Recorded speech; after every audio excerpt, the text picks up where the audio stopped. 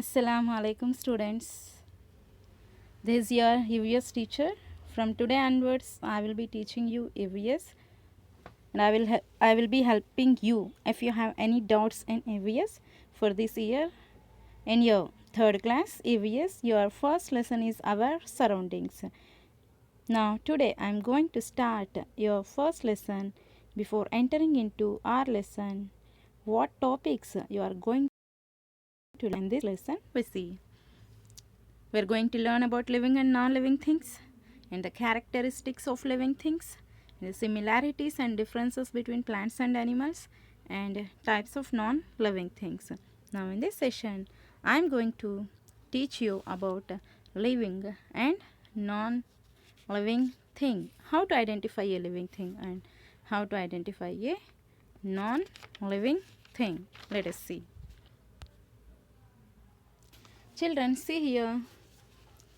You're seeing a boy, namely Ravi, and his sister with their pet dog, and they are playing with a ball. When Ravi and her sister brought Moti to their home, when they were very small, dog was also small, but now they have grown bigger.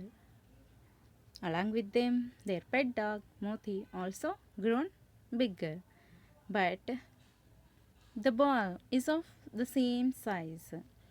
They are surprised by seeing ball in the same size while they and their pet dog have grown. What may be the reason behind it? Now for that I will see. See here children, dog, this boy and girl, they need food to eat? Does they need water to drink? Do they need air to breathe? Do they respond to their surroundings? Do they grow? See, if your answers are yes, then they are called as living things. Next, we see here. In this picture, you're seeing sky, clouds, sun, stones, some small pebbles. If you look about this, are they living things or non-living things? To identify that, again I will ask you some questions. Do they need food to eat? Do they need water to drink? Do they need air to breathe? Do they grow? Do they respond to their surroundings? They are having any death? If your answers are no, then you can call those things as non-living things. Like before picture you have seen ball. Ball is also a non-living thing because it don't take food, air, water, it don't grow, it does not respond to its surroundings. Now we see the characteristics of living things. Here you are seeing a plant preparing its own food. For that purpose, it is taking energy from sunlight and carbon dioxide from outside, and it is taking water from the soil. So it's taking air, carbon dioxide, water, and then food as and sunlight. Now here by this process, namely photosynthesis, the plant is preparing its own food. In the next picture you are seeing some birds taking water, and the next picture these animals are grazing, they are taking food. So what are the characteristics of living things is they need air to breathe, water to drink, and food to eat. So this is one of the characteristic of living things. Next we see another characteristic. Here you are seeing growth in living things. Here plant, that is rice plant, is a living thing. So here you are seeing a germination of a plant from a small seed, how it is germinated and how it is growing. Like plants, we also human beings and animals, insects, all grow like this stage by stage. So another characteristic of living things is growth. We grow. Next characteristic is reproduction. What do you mean by reproduction? It is nothing but producing small babies.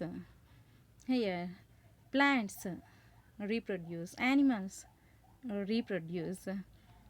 Plants reproduce with the help of seeds, roots, leaves, stems, like that.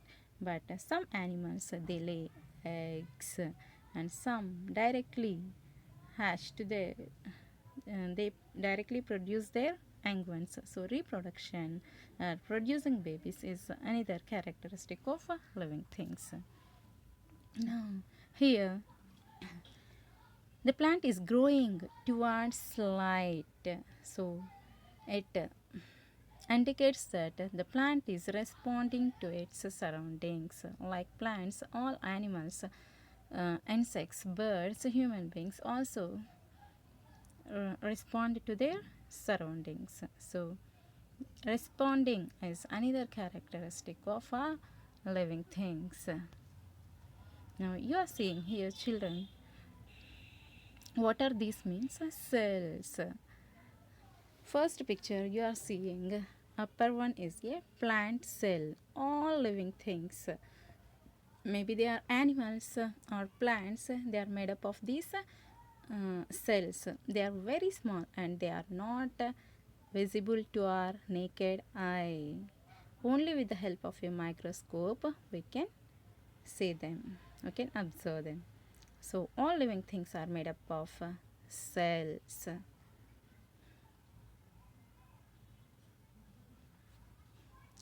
And death in living things.